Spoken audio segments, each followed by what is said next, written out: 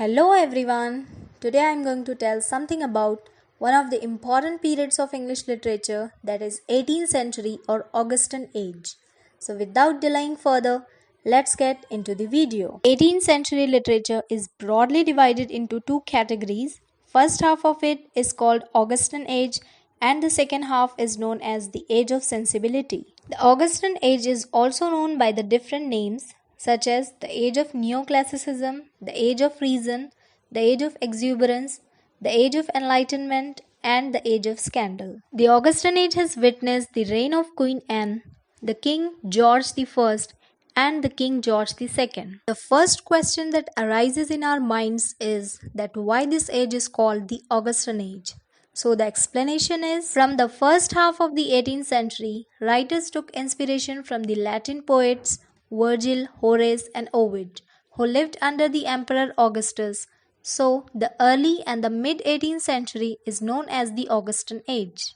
The reason of Augustan age being called as the neoclassical age is the writers of that age, who modeled much of their works on classical writers and referred to ancient Greece and Rome, using subjects from classical mythology and history. All that brought to the birth of a new movement known as neoclassicism. Neoclassicism provided the basis for the Augustan school of writing, which dominated the 18th century literature. The Augustan age is also known as the Age of Enlightenment or the Age of Reason, because the intellectual and cultural movement was started in the 18th century that emphasized reason over superstition and science over blind faith. Enlightenment thinkers like John Locke, Isaac Newton, and Voltaire questioned accepted knowledge and spread new ideas about openness, investigation, and religious tolerance. If we look at the political happenings in England during this point of time, we find King James II succeeded the Charles II's rule. He ruled from 1685 to only 1688. He was the second surviving son of Charles I and the brother of Charles II. After the death of Charles II, who has no son to rule, James II assumed the throne. He was the Catholic monarch, and England at that time was predominantly a Protestant nation. Therefore, he did not receive much popularity and support from the people. Though he tried to bring in some religious liberty and harmony to restore Catholicism, he could not gain the favor of English people. Earlier, James II had only two daughters who were being raised as Protestants, but the birth of a son for him became the reason for his removal from the throne. The people feared that the son, being an heir of James II, with the Catholic bent of mind, would be the next absolute Catholic monarch. People conspired against the king to depose him, and the Glorious Revolution of 1688 took place, which is also known as the Bloodless Revolution of England. There was no internal or external conflict. There were no war waged for it. The Parliament had strategically planned it. This Glorious Revolution was led by James II's own son-in-law and also his nephew William of Orange. He was also the husband of one of his daughters, Mary. In 1688, 7 Protestant nobles invited William of Orange to come to England with an army and take over the English crown. Since the monarch of England also ruled over Scotland and Ireland, they also joined this new movement. And by 11th April 1689, the Parliament of Scotland declares James II to have lost the throne because he had already fled England, fearing this destructive attack from his son-in-law William of Orange. Soon after this glorious revolution, William of Orange and his wife Mary jointly assumed the crown of England. They both were Protestants. By 1701, Act of Settlement was passed by the Parliament to make sure that in future no Catholic rule would happen. According to this act, no Roman Catholic was permitted to ascend the English throne, nor could any English monarch marry a Roman Catholic. In that sense, James II was the last Catholic monarch who ruled over England. In the year 1694, Mary died, and William ruled alone. In 1702, William of Orange also died. Since they had no children, Mary's sister Anne succeeded to the throne. This was all about the political situation and happenings of the time. Now let's proceed towards the literary features of the Augustan age. The literature of Augustan age is the literature of intelligence because writers of this age followed and imitated Latin writers and translated many of their works. Many historians believe that literary people of Augustan age ran after mere imitation and perfection to prove their work more refined like classical authors. But in their race, they left behind originality and natural spirit of the art. The poetry they produced was more meditative and descriptive, without having a touch of nature. The literature was rational but not original.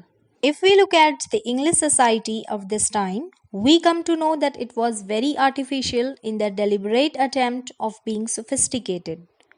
People looked more polished at the surface, but their aristocratic manner concealed the inner hollowness of their spirit. In Augustan age, coffee houses replaced court as meeting place for men of learning. It made the meeting place more accessible because everyone could not afford the court, but whereas coffee houses were more accessible and affordable. Coffee houses were the center for conversation, gossip, literary debates, and business meetings. One of the important characteristics of Augustan age was their literary language and style. Augustan writers showed extreme devotion to form, meter, and the language they used was very polished, ornamented, and elaborative. Augustan age witnessed a great variety of printed literary materials at a very affordable price. Books were available at cheaper prices and used books were sold in different fairs. The establishment of the two prominent periodicals, Gentleman's Magazine and London Magazine, made people more aware of the happenings of Parliament and the court. Newspapers began and even multiplied. The art of essay writing was at its peak. Books of etiquettes, moral instructions, hygiene increased. Satires were also very popular during Augustan period. Augustan age remains incomplete unless we mention the greatest English poet and satirist Alexander Pope. Augustan age is also called the age of Pope, and Alexander Pope had a mastery over heroic couplets. He published his first work, Pastorals, in 1709 and showcased his mature metrical skills. He had written his another work, an essay on criticism, at the age of 23, which was released in 1711. The poem provided the famous quotations, "To err is human, to forgive divine," and "A little learning is a dangerous thing," and one more is, "Fools rush in where angels fear to tread." Satires were the dominant form of 18th century and Alexander Pope used it in his poetry. For instance, his masterpiece The Rape of the Lock, which is a mock heroic and long narrative poem published in 1712. One more prolific writer, notable for his satires, was Jonathan Swift. Swift often borrowed Juvenal's technique for criticizing the English society. Juvenalian satires attacked public officials and governmental organizations. It is quite contemptuous and sharp. His deep and ironic writing style, particularly in A Modest Proposal, has led it to be termed as Swiftian. His another remarkable work is The Battle of the Book, which is about an epic battle fought in a library when various books came alive and tries to settle the arguments between moderns and ancients. Daniel Defoe's Robinson Crusoe is generally known to be the first English novel. It made him very popular and the translations increased in number, that it stood second only to the Bible. Samuel Richardson's epistolary novels, Pamela or Virtue Rewarded, and Clarissa were also very popular. In response to Richardson's Pamela, Henry Fielding produced anonymously Shamila, which was a parody of Pamela, in which he satirized Richardson's sentimentality and prudish morality. He then published Joseph Andrew or History of Adventures of Joseph Andrew and of his friend Mr. Abraham Adams in 1742. It was again a reaction against Richardson's novel Pamela. Fielding portrayed Joseph as the brother of Pamela Andrews. The novel begins a burlesque of Pamela, but it slowly develops into a masterpiece of sustained irony and social criticism. His Tom Jones is a highly organized, long comic novel. English essays grew rapidly during Augustan Age. Joseph Addison and Richard Steele founded a daily publication, The Spectator, lasting from 1711 to 1712. The Augustan Age is believed to end with the death of Alexander Pope and Jonathan Swift in 1744 and 45 respectively.